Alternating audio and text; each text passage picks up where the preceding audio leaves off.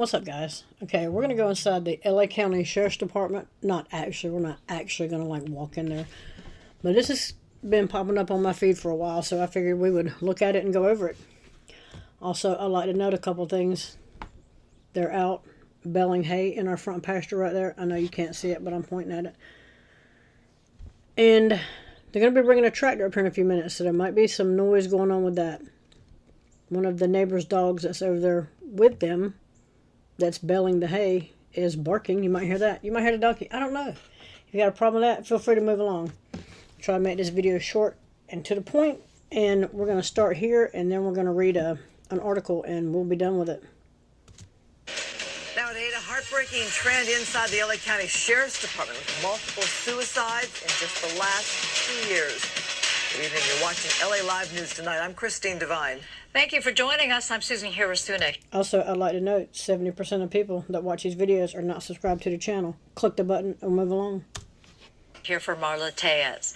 The most recent suicide within the LA County Sheriff's Department happened over the weekend. Tonight, active and retired members of the force are speaking out, urging action before more lives are lost. Fox 11's Gina Silva live with more. Gina.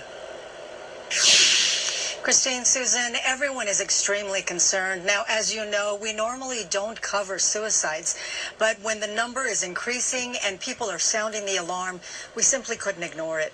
13 in the 17 months that Sheriff Luna has been in office. It is so distressing and so horrific, it's hard to even get your arms around when there's one. But then you got 2, 5, 10, 12, 13 of them. Never seen anything like that before. Retired LASD Captain Mike Borman is sounding the alarm over what he calls an epidemic of suicides within the LA County Sheriff's Department. 13 since 2023, including 2 involving recently retired deputies. Borman blames a toxic mix of poor leadership, lack of support, and chronic understaffing that's forcing deputies into mandatory double and sometimes triple shifts. Nick Wilson, founder of the Resiliency Project, a nonprofit that supports first responders, says the department is now facing 4,166 vacancies, 2,000 of them sworn positions. The department right now, under the current management, they can't hire, they can't recruit, they can't retain deputies. You can't run your deputies into the ground and expect them to be able to actually serve the communities that they swore to protect. The LA County Sheriff's Department issued a statement that says, in part, the department has been taking proactive and meaningful steps to support the mental health of every member of the department. Our Psychological Services Bureau is available 24/7 to provide assistance, guidance, and support, not only to our personnel, but also to their families. We'll, of course, have the full statement from the Sheriff's Department on our website, and it's important to say that they did stress this is a national problem. This is a crisis that is happening all over the country, and it's not just within the LASD. Well, Gina, mental health or issues with mental health, that's a big, wide umbrella. Was the retired lieutenant, was he a little bit more specific? Is it fatigue? Is it what? I'm almost sure I did a video or two on the last few that have ended their time here several months ago. Else could be causing these suicides? It's fatigue, the sense of hopelessness is what I was told. They're so tired, they don't get time. The hell?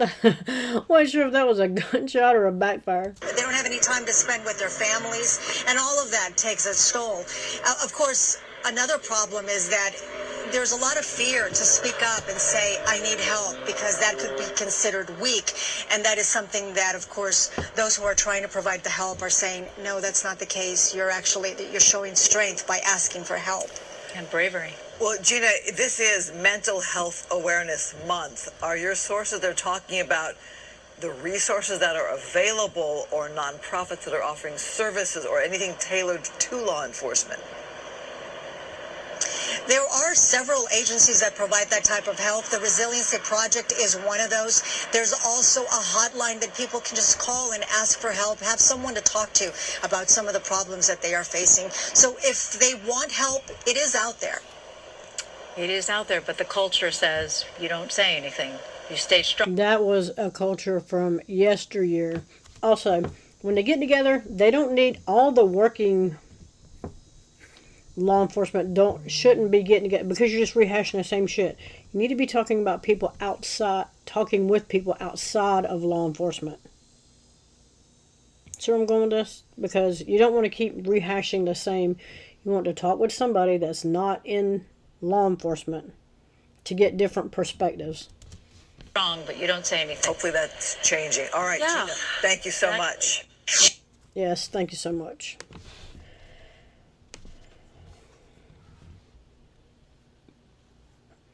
Another, they know how YouTube is. They can say it on the news. I can't say it. They'll strike the channel.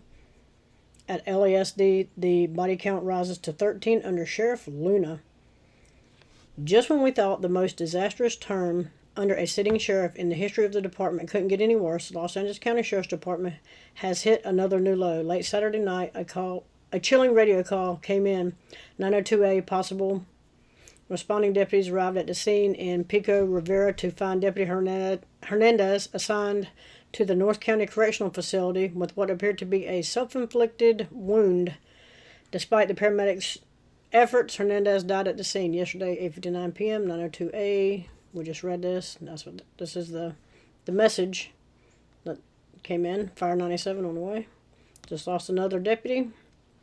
This is the 13th on Sheriff Robert Luna's watch in just 17 months, and the death toll keeps rising. That's nearly one every 6 weeks, not at the hands of dangerous gangbangers on the streets, but from a toxic, broken system that's been ignored and whitewashed at every turn. This is a level of rock bottom no one could have imagined for what was once considered the most prestigious sheriff's department in the world. Yes, it was, way back in the day. While deputies die, Luna plays politics. On May 6, 2025, Sheriff Robert Luna stood shoulder to shoulder with law enforcement brass at the California Peace Officers Memorial in Sacramento, bowing his head and laying a wreath like a man who understands sacrifice. But back in Los Angeles, his own department is crumbling, and his public display of grief rang hollow.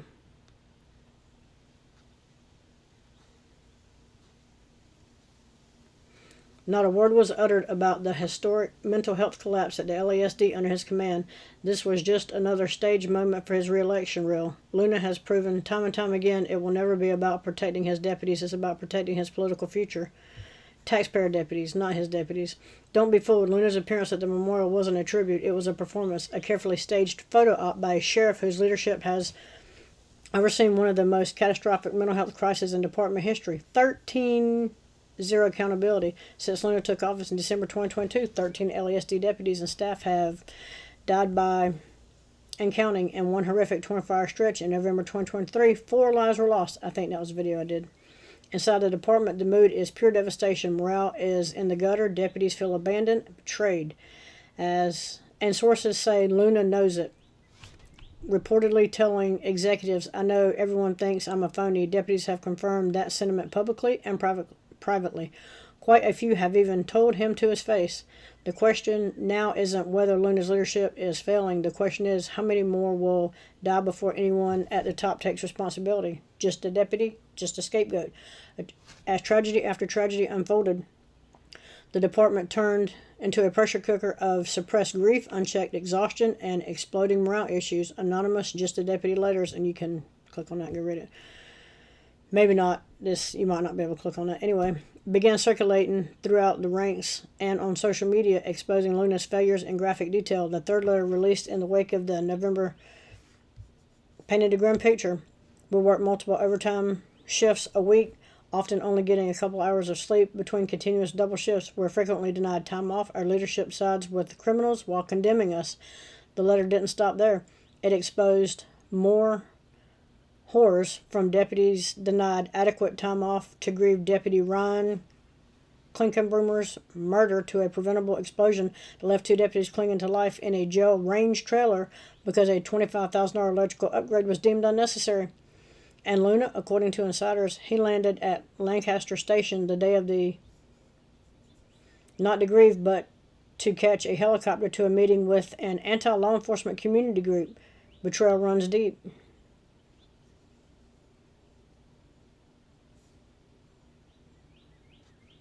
I'm not sure what this is about, but that's what they put in there. This isn't Luna's first rodeo with mental health crisis. Retired Long Beach PD personnel recall similar patterns under his command there at LASD. His response to the wave of has been a now infamous department-wide email filled with platitudes and hotline numbers. He told media, "We're urgently exploring avenues to reduce work stress factors. We are urgently exploring avenues to reduce worse stress factors. But behind the scenes, sources say the real focus has been on a bureaucratic restructuring designed to empower allies of former Sheriff Jim McDonnell, further alienating Luna from rank and file deputies. We have 5 on his watch at LBPD as well. 3 officers, a retired sergeant, and a civilian employee." Pretty sure that's the one I did. A 24% vacancy rate equals a 100% morale collapse. This week, Assistant Sheriff Jason Skeen dropped the hammer at the Civilian Oversight Commission meeting. 4,166 vacancies. That's 24% of the department's authorized staffing simply gone. For every 3 people they have to do the duties of 1 additional person, Skeen said. No spin, no PR varnish, just the cold, brutal reality of workforce being run to the ground. Since Luna took office, LASD's operational capacity has spiraled. Authorized to staff over 17,000 positions, the department is limping along at barely 75% strength. Patrols are stretched thin, jails are understaffed, specialized units are gutted, and those still showing up to work are shouldering impossible workloads. Mandatory overtime is now a way of life. Deputies are being crushed under endless shifts, 6 days a week, 16 to 18 hours a day, sometimes going weeks without a single day off. The mental and physical toll is crushing. I'm unsure why they wouldn't just quit and let it completely just implode. Families of fallen are now holding the county accountable. The family of Deputy Arturo Adelano Valdez has filed a wrongful death claim directly tying his to the department's relentless overtime demands and refusal to grant requested transfers. In 2023, the family of Deputy Ryan Klinkenbrummer, who was ambushed and murdered in September, filed a lawsuit against Los Angeles County. Their claim is clear. LASD's relentless mandatory overtime policies left Ryan vulnerable, overworked, and exposed. His murder, they argue, was not just a random act of violence, but a tragic consequence of the department that prioritizes appearance over personnel. If he was murdered, was he so tired that he wasn't... I haven't kept up with this one, so I'm not sure what's up with that one, but there he is. Luna's legacy: politics first, people last. Luna claims he is a reformer, but in reality, he is a failure. This isn't reform. It's not. And it's not just about... It's about a department bleeding from the inside out.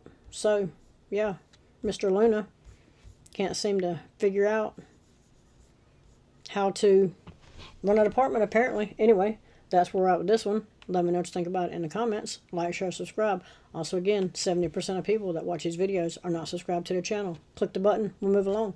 Let me know what you think about this one, and I'm out.